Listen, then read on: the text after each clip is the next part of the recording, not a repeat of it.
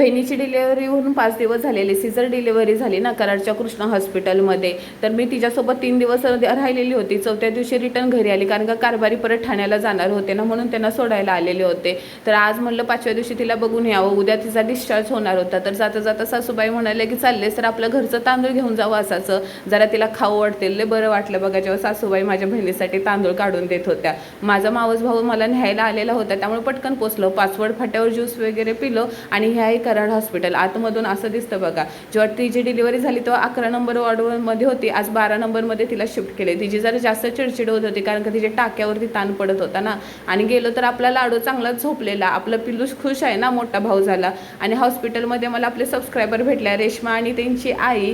ते आपले म्हणजे त्यांची पण गुड न्यूज होती ना. आणि येताना रिटर्न एसटीनं आली, भावाला लेट झाला म्हणून पहिल्यांदाच एकटी एसटीनं आली. म्हटलं बाबा चुकते का बाबा काय, पण कंडक्टर काकानं मला व्यवस्थित बाबा फाट्यावर पोचवलं.